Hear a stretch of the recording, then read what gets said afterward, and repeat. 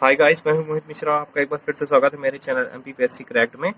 ये है session of invasion और हमने कल पढ़ा था महमूद गजनवी के बारे में। आज आगे बढ़ेंगे और मोहम्मद घोरी के बारे में पढ़ेंगे।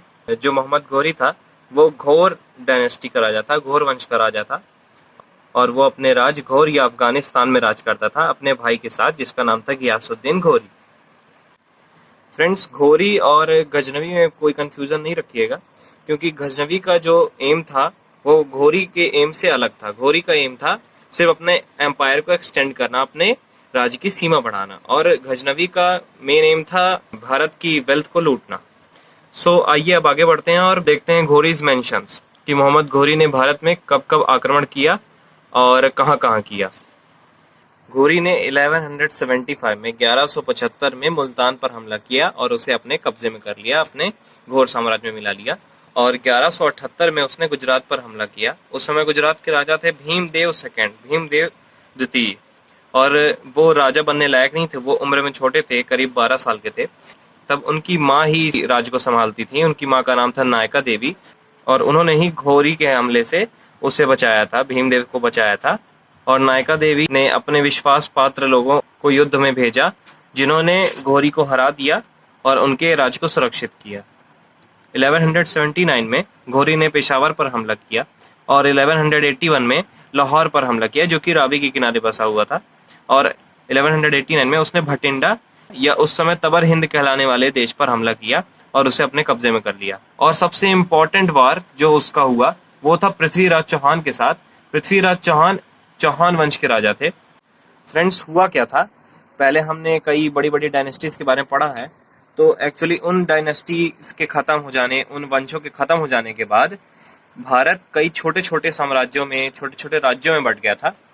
और उन राज्यों में कौन कौन सी डायनेस्टी राज करती है, मैं अभी आपको एक पेज दिखा रहा हूँ, उसमें लिखा हुआ सारे वंशों और सारे छोटे छोटे राज्यों के बारे में। उसको आप पॉज करके देख सकते हैं।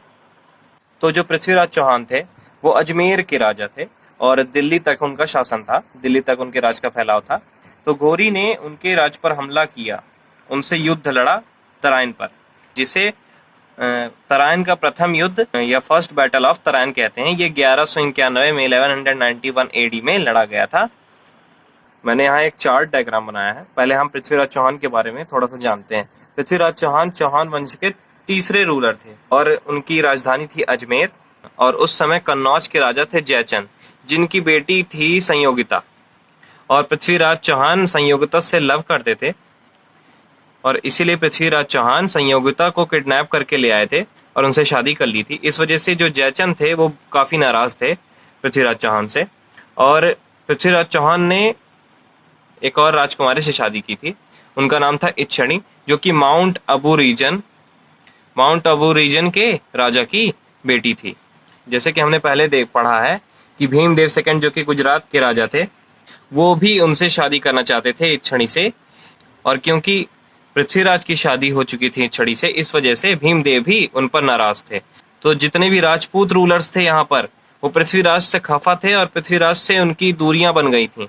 इस वजह से पृथ्वीराज चौहान का उन्होंने साथ नहीं दिया और उस पर घोरी ने हमला कर दिया।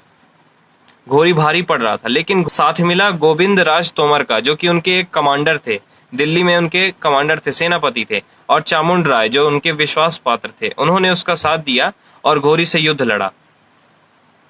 युद्ध में घोरी ने गोविंद राज तोमर के दांत तोड़ दिए थे और गोविंद राज ने पलटवार में घोरी को घायल कर दिया था, जिससे कि उसकी सेना कमजोर हो गई और फिर घोरी को पीठ दिखाकर युद्ध छोड़कर भागना पड़ा। और पृथ्वीराज चौहान ने उस समय पीठ दिखाते हुए दुश्मन पर वार न करना ही ठीक समझा, क्योंकि चौहान पीठ पीछे वार नहीं करते थे।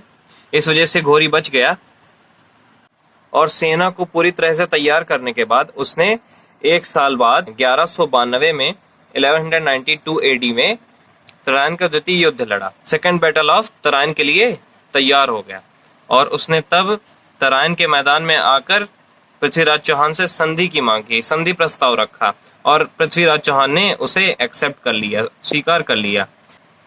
उसके बाद तराइन में ही उन दोनों साम्राज्यों की सेना ठहरी हुई थी और रात को जश्न मनाया जा रहा था। तभी घोरी ने पृथ्वीराज चौहान के दो दुश्मन, जो कि जयचंद और भीमदेव सेकंड थे, उन दोनों के साथ संधि करके पृथ्वीराज चौहान से बदला लिया और पृथ्वीराज चौहान को मार दिया। बाद में मोहम्मद घौरी ने जयचंद को मारकर कन्नौज पर भी कब्जा कर लिया और अब मोहम्मद घौरी का साम्राज्य काफी बड़ा हो चुका था, लगभग पूरे भारत में उसका साम्राज्य फैल चुका था। और जो पृथ्वीराज चौहान थे उनके बारे में उनके राजकवि थे चंद बरदाई, उन्होंने पृथ्वीराज रासों में उनके बारे में पूरी कहानी लिखी है कि किस तरह से उन्होंने युद्ध किया। और उनके पास एक घोड़ा था नाट्यरंभा, उनकी रचना में ये भी लिखा हुआ है कि उनका जो घोड़ा था वो उड़ता भी था। और पृथ्वीराज चौहान की बहुत सी अलग अलग कहानियां भी उसमें लिखी हुई हैं, वो एक बहुत फेमस रचना है। और 1206 ईस्वी में 1206 एडी में मोहम्मद घौरी खोखरों से युद्ध के दौरान घायल हो गया और फिर मारा गया। सो फ्रेंड्स, ये था last video session of invasion का। अब हम कल से पढ़ेंगे दिल्ली सल्तनत कि दिल्ली में मुस्लिम रूल कैसे कैसे इस्टेब्लिश हुआ और कौन कौन राजा हुए, कल हम उसके बारे में पढ़ेंगे। सो गाइज, इंटरेस्टिंग टॉपिक चालू होने वाला है, सो जुड़े रहिए एमपीपीएससी क्रैक्ट से।